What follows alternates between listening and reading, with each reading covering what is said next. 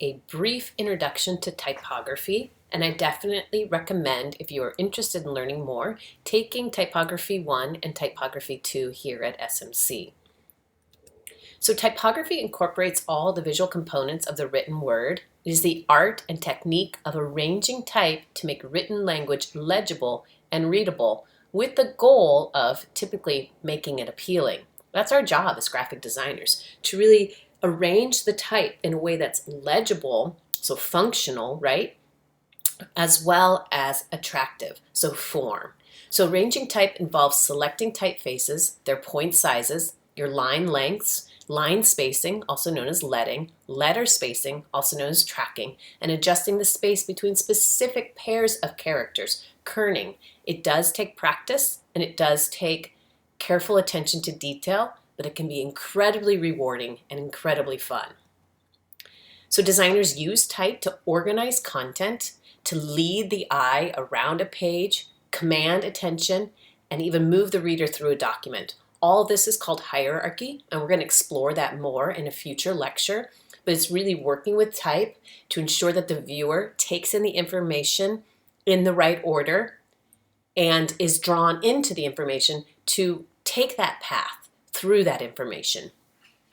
So type can be used to make an artful design out of letters and words and to emphasize the meaning. So going beyond just what the language is saying, but really trying to use design to give that visual experience that gets to the idea of meaning. So when we're talking about typography, we really are talking about the alphabet, and that really applies to the written word. It is important to understand how type is used, and that comes down to how we read and how we write. Here, of course, is an example of an uppercase alphabet, and it is in a condensed sans serif type. We call typefaces that have different weights and styles type families. When we're looking at typefaces, they consist of different weights and styles. And this type family, contains, in addition to others, a black, a bold, semi-bold, and a medium. So these 4 different forms have different weights, but they are all related in their form. And this happens to be Tungsten by Huffler & Co. And I love when you hear their description. It says, Tungsten, the rarest of species. Tungsten is a compact and sporty sans serif that's disarming instead of pushy. Not just loud, but persuasive. Some typefaces have a plethora of weights. This is Sentinel typeface, also by Hoefler and Company. So here it says, and it's again sort of insider voice, for everyone who wished a Clarendon had italics, everyone whose favorite slab serif is shy a few weights, and everyone who needed a slab serif to thrive in text, we've designed Sentinel for you. We'll talk about slab serifs here in a minute. Italics is another variation. Italics are used for emphasis when you want to draw attention to a word, and they're very similar to bold, but not nearly as aggressive or pushy. So you can use italics for a more subtle variation to change the voice of the type within a paragraph or even within a sentence. And of course, sometimes we want to draw attention and emphasize something, but not necessarily in as pushy of a way, but more for stylistic reasons. But sometimes it's for grammatical purposes, such as when you're showcasing a quote, or the title of a book, or the title of a song, or movie, or a record.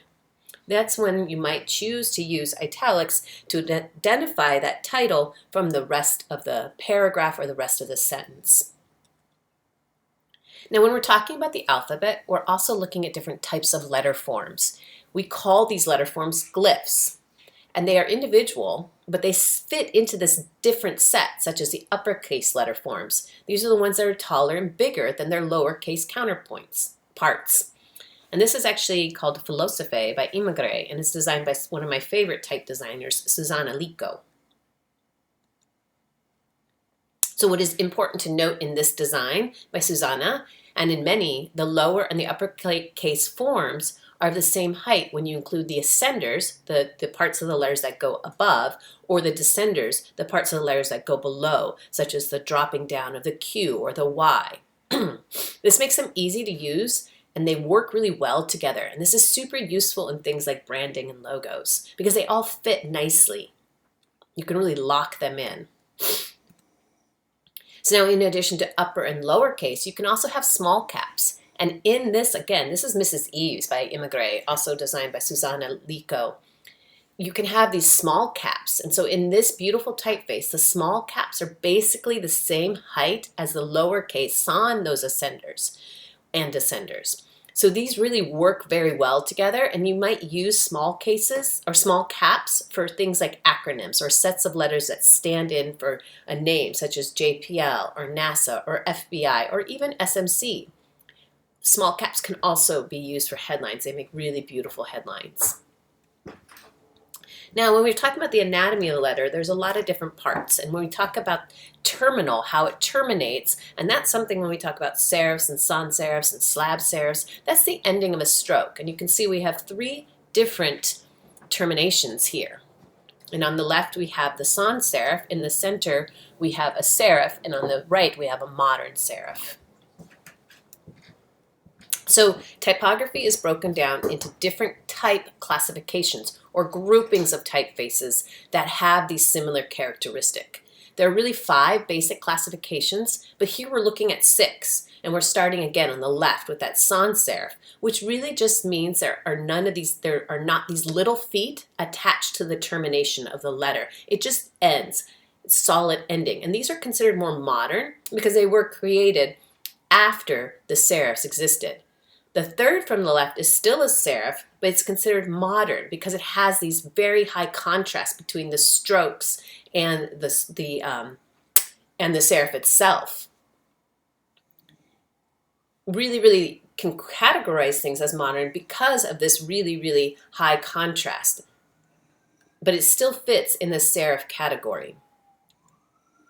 And then when we go to the fourth, we have what's called, fourth from the left, we have what's called a slab serif. This is still these little feet or terminating marks that are enlarged, though they are block-like. They're almost like having a brick at the end of these strokes.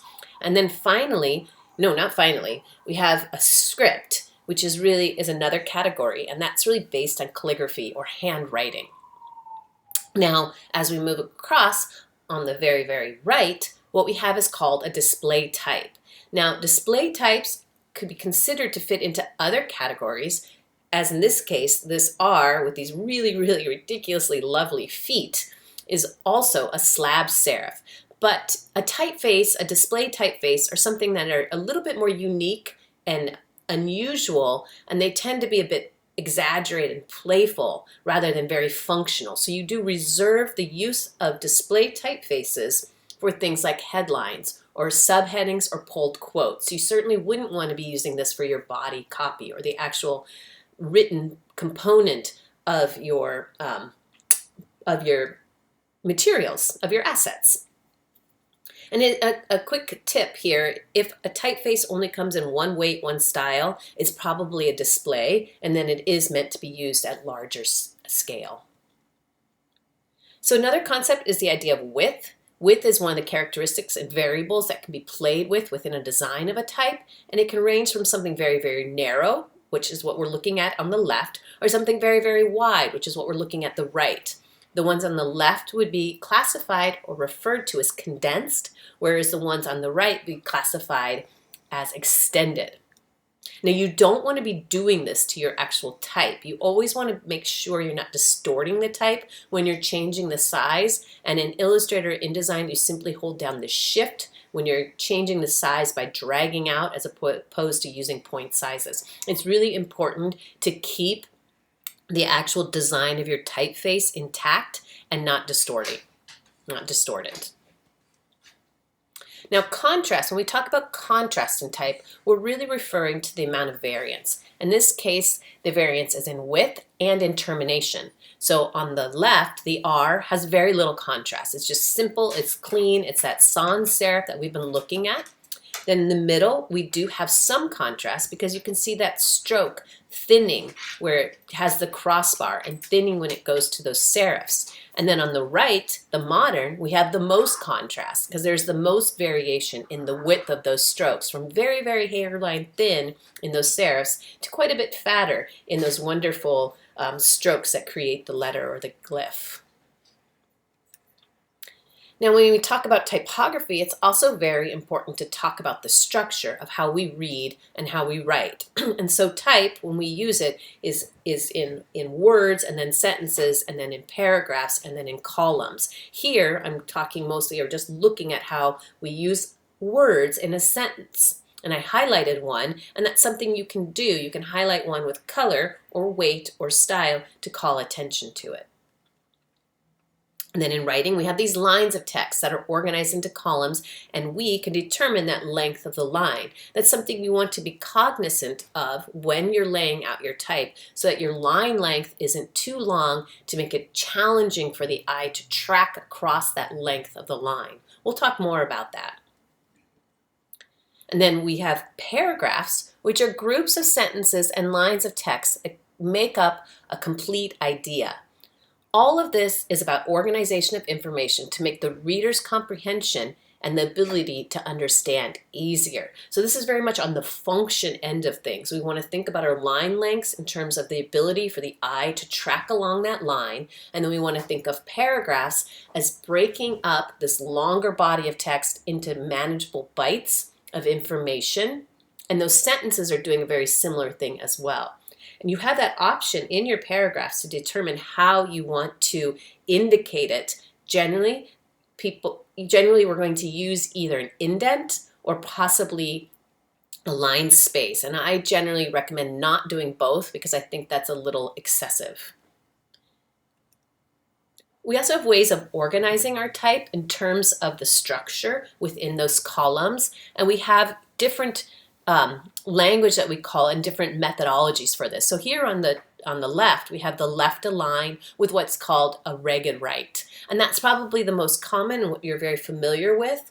Then in the center, we have centered, which means the type is all centered on an access point.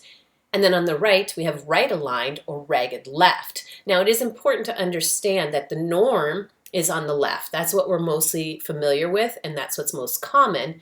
Centered should really be reserved for using when you are centering your type under something and not necessarily for longer bodies of type, longer bodies of copy, because it's harder for our eyes to track back and forth when it has both a ragged left and a ragged right. And then the right aligned is unusual. It's not our normal reading behavior. It can be really lovely though when you do have elements that are on the right-hand page of your layout, right-hand side of your layout, right-hand part of your page. You may want to consider then aligning it to the right so you have that ragged left. This is the ragged description of ragged. Then you have justified. You're actually going to be justifying your copy in the texture assignment, and you might want to be utilizing justification when we get to our graphic design history magazine editorial layout. Justified is when you ask the software to evenly space your type within the column so you have no ragged edges. And there's options with that as well. Here we can see there's no ragged edge, so this is justified with the final line aligned left. Here we have justified with the final line centered. And then here we have fully justified. So this can be very elegant and very beautiful, but you do have to be careful that you don't get things that are called rivers or holes, because it's going to be spreading that type out, and sometimes that can really manifest into these big gaps within your copy or these rivers of gaps that run through it. So you do have to be careful with justified copy and maybe go back and make some adjustments. Now let's just look at some examples of typography being used in posters. This will help, I think, with your next assignment, your first big project. This is a design by Eric Spiekerman, which says, bad typography is everywhere, good typography is invisible. And Eric Spiekerman is a typeface designer, a German typeface designer. Here's some really wonderful poster displays by Uno Branding, by Carolina Ornelas and Louise Fitch. Really fun, playful, very much a celebration, great use of type, great use of color, and some texture being involved there. Here's some more from the same graphic design firm. I really love this overlapping of type and this use of scale over here and the variety of typefaces happening. as well as this great use of color and imagery combined. In this first project, you're going to be working predominantly with type to design a poster that communicates the essence and the actual presentation of a song. So here we have a really great, beautiful poster designed by Emory Douglas. So we've got, and this is quite political. He's talking about the New York Stock Exchange and who really controls the money of our world. So I love this use of type to create this hand up here and then this wonderful kind of puppet imagery happening. Here's by Paula Scher. You can see this really great emphasis being played on war with these jagged lines, which means war is much more aggressive than love with these curvy lines outlining it. And different use of color. We have the red versus the green. And this is, again, all for the Public Theater in New York.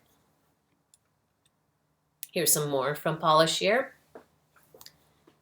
So in this first assignment, you're going to be playing predominantly with type. You can use illustrations, you can use imagery, you could use photography, but the main predominant feature really does need to be typography. These are again from Paula Scher. Here's some from Eve Ludwig and Michael Beirut. So these are really just some inspiration for you. I definitely recommend, as you start on this project, doing some research on your own. And it doesn't have to always come from graphic design. It can come from other practices, other things such as fine art or architecture, or even could be looking at textiles and patterns that you can find in some of the beautiful textiles that are out there. I'll talk more about the next project in another lecture. Of course, as always, reach out as needed. I hope you found this enjoyable and understand that working with type takes a lot of practice. It does take careful attention to detail, and it takes, I think, a zest for that willingness to explore and to take risks and to question why type is being delivered in the way that it is when you're looking at things and kind of breaking it down and trying to understand what the designer was trying to do.